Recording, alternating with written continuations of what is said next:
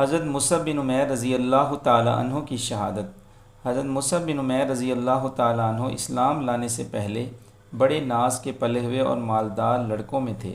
ان کے باپ ان کے لیے 200 درہم کا جوڑا خرید کر پہناتے تھے۔ نو عمر تھے، بہت زیادہ ناز و نعمت میں پرورش پاتے تھے۔ اسلام کے شروع ہی زمانے میں گھر والوں سے چھپ کر مسلمان ہو گئے اور اسی حالت میں رہتے۔ کسی نے ان کے گھر والوں کو بھی خبر کر دی، انہوں نے ان کو باندھ کر قید کر دیا۔ کچھ روز اسی حالت میں گزرے اور جب موقع ملا تو چھپ کر بھاگ گئے، اور جو لوگ حبشہ کی ہجرت کر رہے تھے ان کے ساتھ ہجرت کر کے چلے گئے۔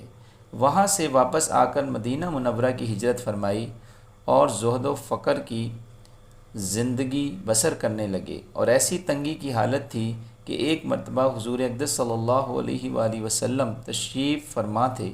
حضرت مصعب رضی اللہ تعالیٰ عنہ سامنے سے گزرے۔ ان کے پاس صرف ایک چادر تھی جو کئی جگہ سے پھٹی ہوئی تھی، اور ایک جگہ بجائے کپڑے کے چمڑے کا پیوند لگا ہوا تھا۔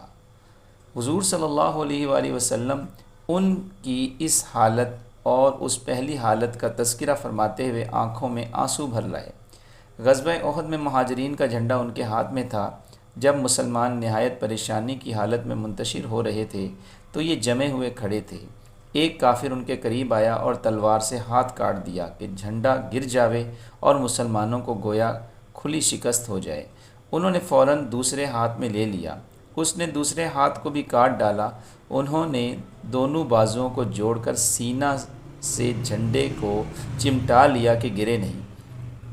اس نے ان کے تیر مارا جس سے شہید ہو گئے، مگر زندگی میں جھنڈے کو نہ گرنے دیا۔ اس کے بعد جھنڈا گرا جس کو فوراً دوسرے شخص نے اٹھا لیا۔ جب ان کو دفن کرنے کی نوبت آئی تو صرف ایک چادر ان کے پاس تھی جو پورے بدن پر نہیں آتی تھی۔ اگر سر کی طرف سے ڈھانکا جاتا تو پاؤں کھل جاتے، اور پاؤں کی طرف کی جاتی تو سر کھل جاتا۔ حضور صلی اللہ علیہ وآلہ وسلم نے ارشاد فرمایا کہ چادر کو سر کی جانب کر دیا جائے اور پاؤں پر اذخر کے پتے ڈال دیے جائیں۔ فائدے میں شیخ الحدیث رحمۃ اللہ نے لکھا ہے، یہ آخری زندگی ہے اس نازک اور نازوں سے پلے ہوئے کی جو 200 درہم کا جوڑا پہنتا تھا کہ آج اس کو کفن کی ایک چادر بھی پوری نہیں ملتی، اور اس پر ہمت یہ کہ زندگی میں جھنڈا نہ گرنے دیا۔ دونوں ہاتھ کٹ گئے مگر پھر بھی اس کو نہ چھوڑا۔ بڑے نازوں کے پلے ہوئے تھے، مگر ایمان ان لوگوں کے دلوں میں کچھ اس طرح سے جمتا تھا کہ پھر وہ اپنے سوا کسی چیز کا بھی نہ چھوڑتا تھا۔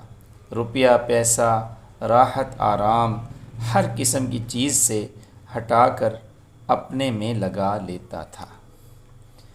بس اللہ تعالیٰ سے دعا ہے جو کچھ بھی ہم نے پڑھا اور سنا، اللہ تعالیٰ ہمیں بھی اس پر عمل کرنے کی توفیق عطا فرمائے، اور صحابہ کرام رضی اللہ اجمعین کی مبارک زندگیوں کے مطابق اپنی زندگی کو بھی جو ہے وہ ڈھالنے کی اللہ تعالیٰ توفیق عطا فرمائے، ان کی سچی اتباع اور پیروی عطا فرمائے۔